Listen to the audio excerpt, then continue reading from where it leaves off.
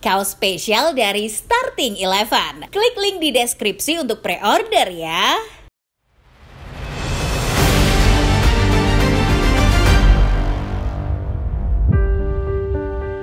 Barcelona berpesta gol 7-1 dalam laga lanjutan jornada ke-21 La Liga Spanyol. Kemenangan ini sukses memutus rentetan catatan minor Azulgrana selama tahun 2025. Hansi Flick seakan mengirim sinyal bahwa Barca mode bantai siap kembali ke perburuan gelar juara. Sebagai catatan, Barcelona sebelumnya berada dalam kondisi terpuruk, di mana kemenangan tidak lagi menjadi sesuatu yang familiar buat mereka. Namun kemenangan atas Valencia membuktikan bahwa mentalitas pembantai itu masih ada dalam diri anak asuh Hansi Flick. Bagaimana cara Barcelona kembali bangkitkan mode bantai? Sebelum menyimak videonya, jangan lupa tekan like, subscribe, dan nyalakan notifikasinya ya Football Lovers, karena akan ada video-video menarik dan terupdate lainnya seputar sepak bola dari channel Starting Eleven Moment.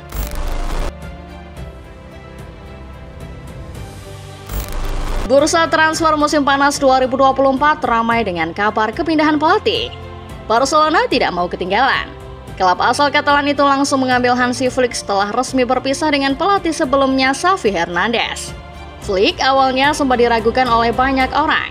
Backgroundnya sebagai orang Jerman dan bukan Spanyol membuat Flick dinilai kurang cocok dengan Barcelona yang identitas permainnya kental dengan sepak bola Spanyol. Singkatnya, Flick adalah pelatih dengan filosofi yang benar-benar berbeda dengan filosofi Barcelona. Namun, apalah arti perbedaan filosofi kalau pada akhirnya seorang pelatih bisa mendatangkan kesuksesan?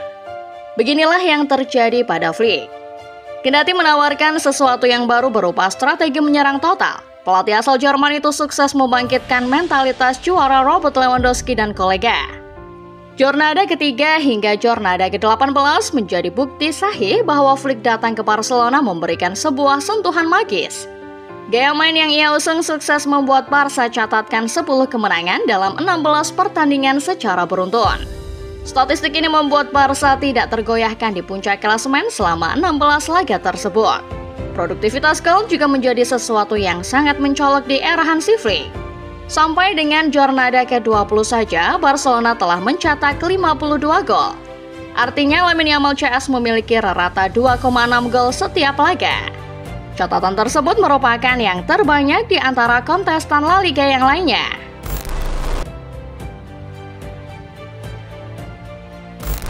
Cair, agresif, dan tajam.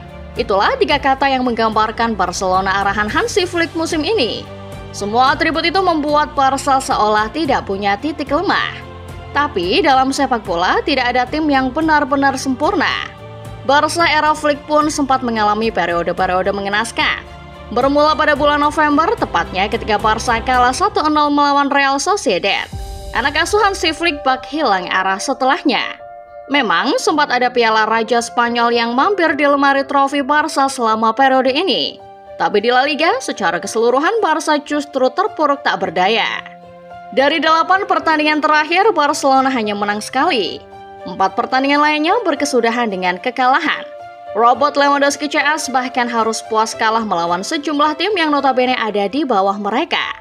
Mulai dari Sociedad, Las Palmas, hingga Leganes. Masalah Flick sejatinya satu.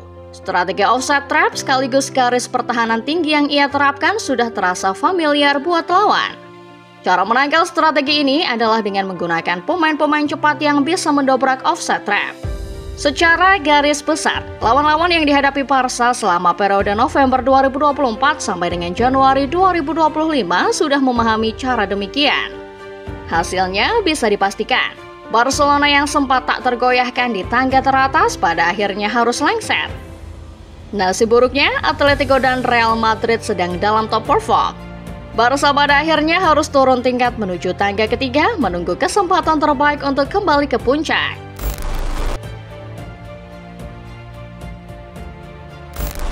Hansi Flick pernah membuat pernyataan menarik merespon hasil minor yang didapat timnya. Pelatih asal Jerman tidak pernah ragu akan taktik Barca yang katanya sudah mulai ketebak para rival. Flick bilang evaluasi diperlukan dengan cara menjaga kekompakan dalam memainkan strategi. Ucapan Flick ternyata bisa dibuktikan. Selepas rentetan catatan minor, Barca kembali ke jalur yang benar. Kemenangan melawan Benfica di Liga Champions adalah sebuah permulaan. Permulaan di mana kita bisa melihat seperti apa semangat juang para pemain Barca ketika dihadapkan pada situasi begitu sulit. Jiwa-jiwa pembantai itu kelihatan betul dalam laga melawan Benfica. Barca yang sempat ketinggalan pada akhirnya terpaksa memainkan strategi all-out attack demi menggempur pertahanan Benfica. Hasilnya mereka bisa mencetak 5 gol, tetapi dengan syarat menumbalkan pertahanan yang kecolongan 4 gol. Balik ke La Liga, Flick kembali mengeluarkan potensi terbaik jiwa-jiwa pembantai anak asuhnya. Valencia tidak memiliki serangan segemilang Benfica. Oleh karena itu, Barcelona leluasa menggelontor 7 gol ke gawang tim yang nasibnya sedang begitu apes di La Liga ini. Gol yang tercipta ke gawang Valencia juga lahir dari 5 pemain berbeda. 6 jika Cesar Tareka yang mencetak gol bunuh diri untuk kelelawar Mastella ikut dihitung. Fakta ini menunjukkan bahwa Barcelona mode kolektif adalah mesin gol yang mengerikan. Mereka siap membantai siapapun yang tidak siap secara pertahanan.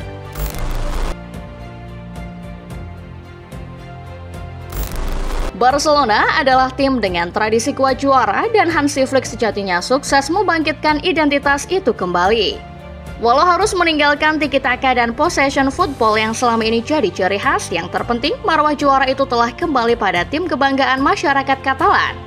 Terlepas dari itu, taktik permainan dan hasil dari Barcelona masih perlu dievaluasi. Seperti pada poin yang dibahas sebelumnya, Barcelona akan kesulitan menghadapi tim yang pintar mematahkan offside trap. Sociedad, Leganes, dan Las Palmas sudah membuktikan kalau lini bertahan Barca akan kaget melihat pertahanannya didobrak dari belakang. Tidak dengan striker-striker target man yang cenderung menunggu di depan. Garis pertahanan tinggi dan offside trap memang sudah lekat menjadi ciri khas Hansi Flick.